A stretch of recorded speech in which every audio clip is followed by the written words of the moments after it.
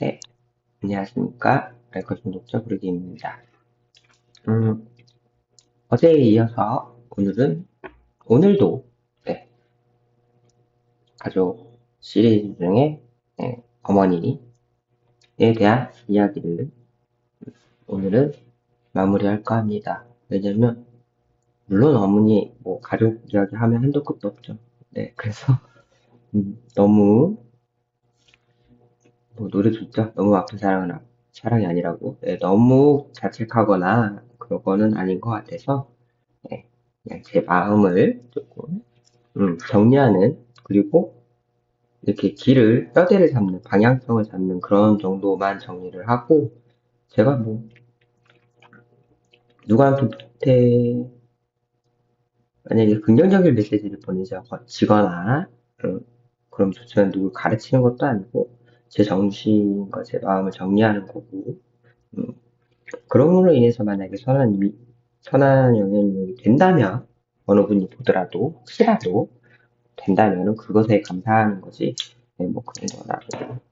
네, 제 마음도 너무 어머니나 네, 특히 어머니라는 단어는 네, 마음이 그 세 단어 자체가 참 제가 이렇게 이제 와서 반성을 하기 전에 또 그 세 단어만 들으면 많이 힘들었는데 참 술 먹을 때도 힘들었어요 사실. 네, 근데 어제 거에 말씀드렸듯이 사실은 술 먹을 때 이제 정신이 이제 미치면 세상에서 제일 누구한테 손 벌릴 데도 없고, 정말 나 혼자밖에 안 남았다고 할 때, 정말 이제 그나마 이제 삐적삐적 자존심 그래도 꾸겨가면서 연락을 해서, 물론 이제 큰 소리를 치긴 하지만, 자존심 상하니까 큰 소리를 치긴 하지만, 그래도 연락을 할 수 있었던 마지막 보루는 네, 어머니였죠. 음, 그런 점에서 어찌 보면은 술 먹고 미친 정신으로는 제일 세상에서 만만하게 생각을 했던 거고, 근데 그 내면에는 중독자인 그 내면에는 열이잖아요. 사실은 중독자들이 마음이 미련하게 열인 것 같아요. 어, 어차피 어찌 보면 진짜로 영악하지를 못해서 중독자가 되는 것 같기도 해요. 왜냐면 음, 그만큼의 스트레스나 그런 것들을 다른 사람들과 부딪히면서 차라리 서로 간에 상처를 주더라도 그 자리에서 해결을 하는 게 아니라 그걸 끌어안고 혼자 그럼 이제 혼자 동굴로 어, 들어가는 자폭하는 그런 경우들이 많아서 그런 분들을 보면 저 또한도 약간 좀 그런 면이 없지 않아 있기는 했는데 좀 자폭 스타일이죠. 근데 누구도 원치 않죠. 그거를 누구도 원치 않는데 차라리 그냥 상처나 힘든 거를 나눠서 들거나 그랬으면 좋았을 거를 진짜 정말 크게 요만한 원자폭탄이 될 때까지 혼자 찡찡거리고 있다가 터져야 아니면 터지기 직전까지 돼서야 음, 이제 나중 어떻게 좀 해다 내가 책임을 또 못 지니까 그러니까 술 먹는 사람들이 중독자들이 이제 책임성이 없고 회피하려 하고 그리고 도망가고 술로 그러면 또 이제 그 뒤처리를 음, 가족들이 네, 하게 되죠. 그거가 그렇게 되면서 이제 군동우전이 좀 되고 그러다 보니까 이제 또 이 나쁜 학생의 강화죠. 어찌 보면은 가족들이 그래도 환자를 살리겠다라고 해서 그거를 책임을 져준 건데 환자는 내가 안 줘도 어떻게든 굴러가는구나라는 그런 안 좋은 습성이 그리고 그런 사상이 무의식적으로 이제 내재가 되면서 이제 정신 이야기 할 때 얘기했었지만 술 먹고 이제 미친 정신이 되면 나무랄라가 되는 거죠. 어떻게든 되겠지. 네. 어떻게든 되긴 돼요. 왜냐면 나를 살리기 위해서 가족들이 희생을 하니까. 그게 대표적으로 이제 부모님이 될 테고, 배우자가 될 테고, 결혼하셨으면 배우자가 될 테고, 이제 그런 영향들을 자녀가 있으면 자녀한테 끼치게 될 테고. 그래서 저는 다행히 이제, 이거 다행이라 해야지 감사하다고 해야 될지 결혼을 안 해서, 자식도 없고 결혼도 안 해서, 그래서 더 부모님 속을 더 바빠 긁었던 것 같아요. 음. 그리고 거기에는 또 이제 아버지가 또 지금 돌아가시고, 이제 어머니 혼자 계시는데, 거기에다 대고, 참 많은, 거의 뭐, 예전에도 이제 좀 무슨 문제가 있긴 있었지만, 그러면서 이제 어머니를 힘들게 했지만, 거의 뭐 아버지 돌아가시고 나서는 거의 뭐 어머니 혼자, 거의 뭐 융단폭격 막 계속 때리는 식으로, 하나 일 터지면, 겨우 해결해서 살려놓으면 또 터지고, 또 도망가고, 또 술 취해 있고, 맨정신이면, 아니, 술을 안 먹고 있어야 좀 뭐라고 말을 하죠.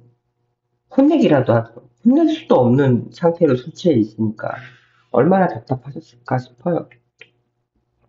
그거를 인제사, 야, 그런 상황들을, 4단계나, 아니면은 가족 생각들을 할 때, 아, 내가 그때 그랬는데, 라고 한 번씩 생각하면,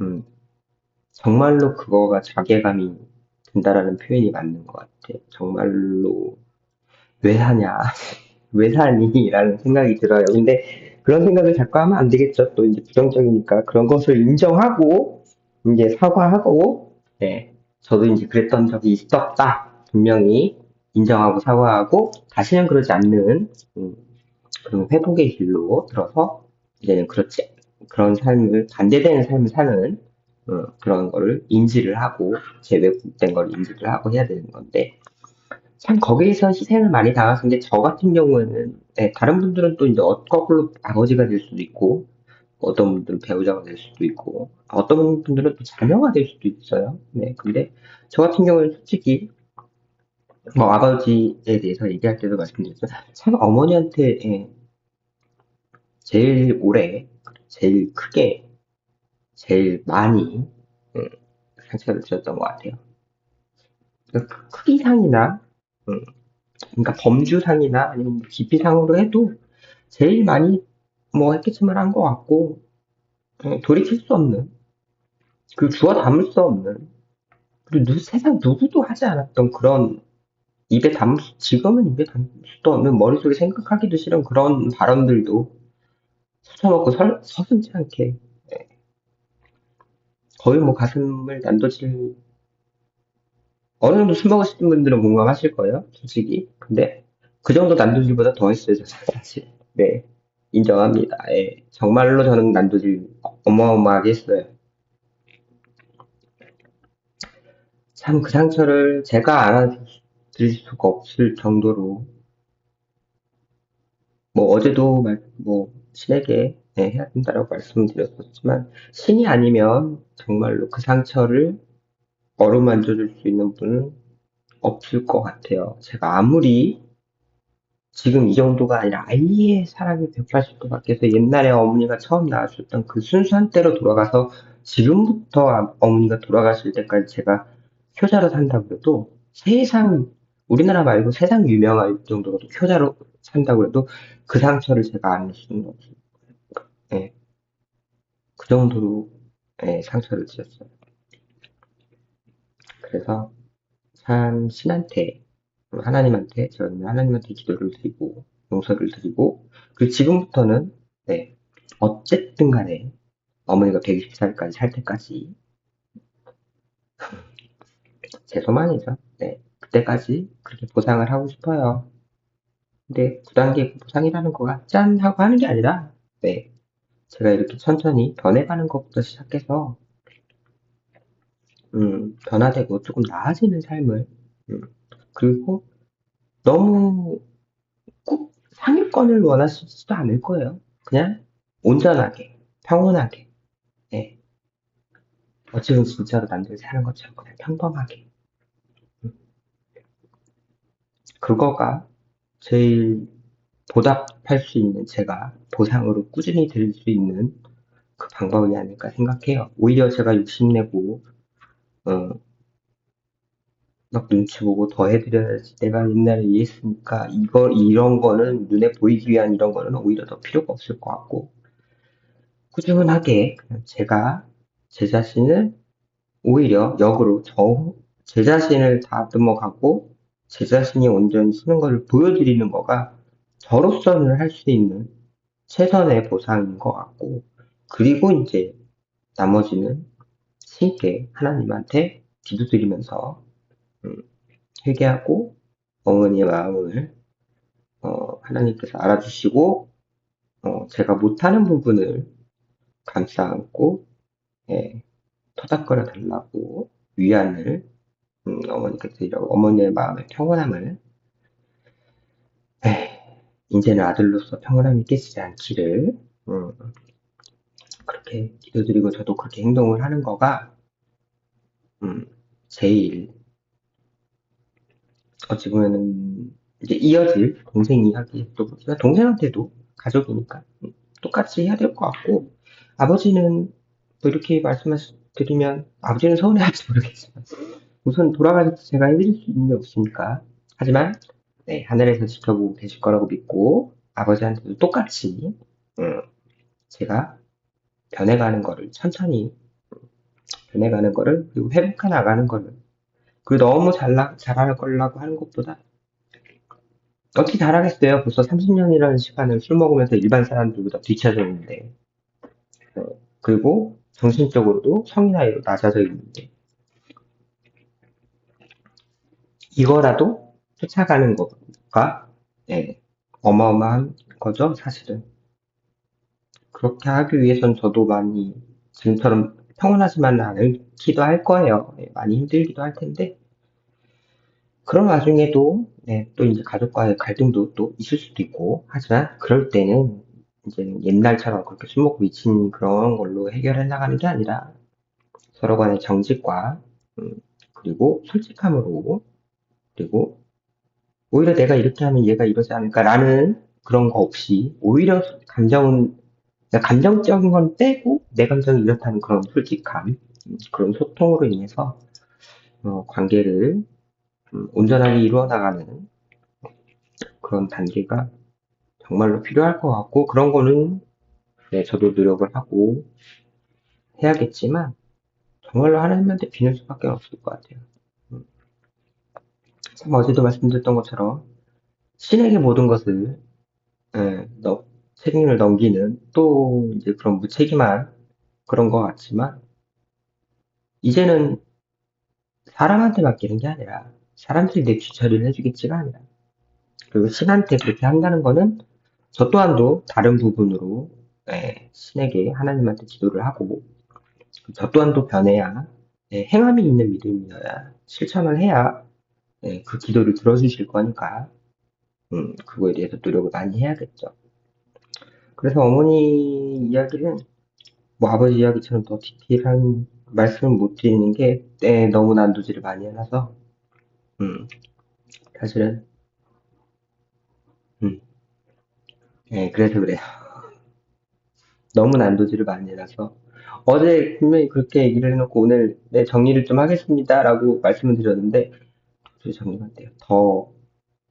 더 심해졌어요 마음이. 예, 너무 난도질을 많이 해놓은 거를 더 인식하게 됐어요. 그래서 정말로 이제는 내가 영적으로도 정신적으로도 회복하는 길밖에 없겠다. 아, 진짜로 이제 내가 할 수 있는 건 할 수 있는 건 내가 변하는 것밖에 없고, 어머니의 마음을 도저히 나는 안아줄 엄두도, 아니, 그럴 자격도 안 돼요. 그건 진짜 하나님한테 맡길 수밖에 없는 것 같아.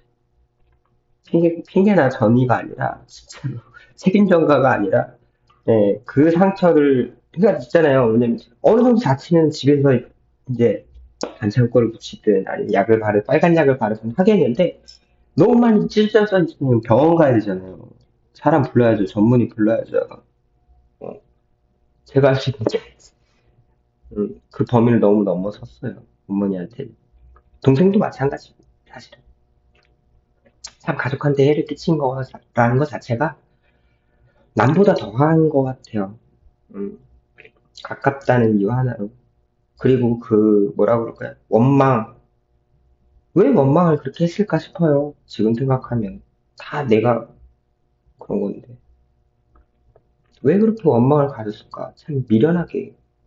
왜 그런 왜곡된 생각들로 내 마음속이 무의식이 됐든 의식적이 됐든 내 미친 정신이 그렇게 왜곡적으로 그런 망상들을 이 내 머릿속에 그렇게 꽉 차 있었을까? 내 마음속에 왜 그렇게 이 좁디 좁은 마음이 넓지도 않은 마음이 왜 그렇게 어둡고 그런 왜곡된 것들로 점철돼 있어서 그렇게 나를 보호하려는 나를 끌어안으려는 사람들을 그렇게 밀쳐내는 것만이 아니라 그렇게 난도질을 해놨을까? 지금 와서 생각하면 참 미친 거죠. 그러니까 알고 정도는 정신병입니다. 미친 거예요. 미쳤었어요. 이제는 그러니까 알았으니까 고쳐가야죠. 이게 정말로 옛날 얘기처럼 뭐 굿하고 해서 나아질 게 아니라 진짜로 이제는 집에서 자가로 응급처치로 될 거가 아니라 병원을 가야 되니까 음, 전문의한테 맡겨야 되는 것처럼 이제는 이제 영적인 부분은 하나님한테 맡기고 정신적인 부분은 뭐 상담을 통하거나 아니면은 가족끼리여도 이렇게 정직한 소통을 통해서 관계를 회복하고 그 저는 또 이제 중독에 대한 병이 있으니까 약을 먹고 음, 술을 걷어내고 나서 생기는 나머지의 그 문제들을 하나씩 제 결점들을 하나씩 직면하고 고쳐나가고 하면서 그걸로 보답을 하는 수밖에 없는 것 같아요. 사실은 그렇게 느껴서 제 마음 한구석에도 이렇게 이야기해도 한구석에는 그걸 참 무책임하다라는 생각이 들기도 하는데 이건 하나님밖에 알 수 없는 건 사실인 것 같아요. 아까랑 계속해서 이제 반복되는 이야기인 것 같아서 여기까지 이야기를 하고 어머니 이야기는 아버지에 이어서 제가 정말 이렇게까지 상처를 드렸다라는 정말 상상도 못할 입에도 담지 못할 그리고 누구도 그리고 어떤 괴팍한 영화에도 나오지 않을 정도의 그런 상처를 드렸어요. 그건 신과 어머니와 저만 알죠. 게다가 저는 모르는 부분도 있을 거예요. 왜냐하면 수쳐먹고 기억이 없으니까. 하나님과 어머니만 아시는 거죠. 그러다 보니까 하나님한테 의지해야 될 부분은 하나님한테 의지를 해야 될 것 같아요. 그건 인간으로서. 하지만 말 그대로 인간으로서 할 수 있는 거는 제가 변하고 어머니의 꿈을 이뤄드리는 거는 아니지만 제가 변하고 제가 틀린 방향성이 아닌 올바른 방향성으로 나아간다면 이제는 왜곡된 생각이 안 하고 어, 그리고 정직하고 그렇게 소통하고 이제 관계를 맺어간다면 제가 할 수 있는 거기에 목매다는 거가 최선일 것 같아요. 가족 같은 경우에. 왜냐면 저는 타인에게 보상하는 것도 다르게 생각을 하기 때문에 가족 시리즈가 끝나면 타인에 대한 보상에 대한 얘기를 한번 해볼게요. 근데 우선은 오늘은 어머니에 대한 이야기를 좀 해봤고요. 제 마음속에 이제 그러니까 중독자의 마음속의 어머니는 솔직히 처음에는 그랬었고 중간에는 그랬고 끝은 지금 이렇게 엉망진창이다라는 정말 되돌릴 수 없는 짓들을 너무 많이 했다라는 사람으로서는 되돌릴 수 없는 짓을 너무 많이 했어요. 그거를 인정을 하면서 그냥 오늘 고백은 여기까지 하도록 하겠습니다. 음, 네. 이 고백으로 저도 마음의 차를 좀 털어냈고 그리고 어떻게 이제 해야 될지에 대한 좀 명확하게 생겨서 마음의 안정을 좀 찾고, 이제는 실천을 하는, 머릿속에 망상으로 꽉 차는 게 아니라 실천으로 하는 그런, 네, 제가 되도록 저도 노력하겠습니다. 노력해라, 임마. 네. 네, 그러면 오늘도 영상, 네, 여기까지 하도록 하고요. 제 또 어머니에 대한 마음 한켠의 고백이었습니다. 네, 그러면 안녕.